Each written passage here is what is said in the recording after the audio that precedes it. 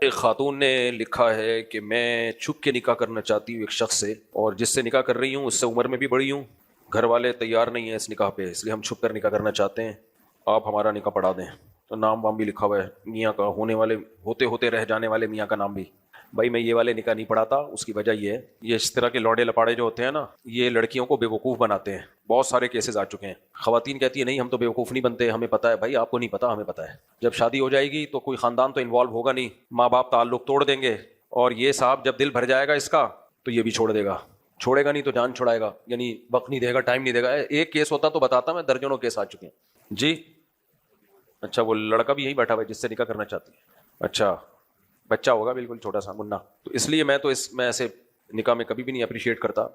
ہاں اگر والدین زیادتی کر رہے ہیں، اب تو مجھے والدین سے مل کے پتہ چلے گا نا کہ وہ واقعی ظلم کر رہے ہیں، زیادتی کر رہے ہیں، تو پھر کورٹ کا سہارا لیا جائے، عدالت جایا جائے، کورٹ میرج کی جائے۔ پھر لڑکے میں کتنا دم ہے وہ یہیں سے پتہ چل جائے گا۔ ماں باپ بھی چھوڑ دیتے ہیں، اور پھر وہ لڑکیاں بعد میں جب مسائل ہوتے ہیں تو وہ شوہر بھی نہیں لفٹ کراتا۔ آج کل شوہر ارینج میرج میں بیوی کے ساتھ مسائل کر رہا ہوتا ہے، تو جب اس کو پتا ہوتا ہے کہ پیچھے نہ باپ ہے نہ بھائی ہے، تو وہ کہاں، اللہ کا خوف کہاں ہے، وہ تو بالکل ہی لٹکا دے گا۔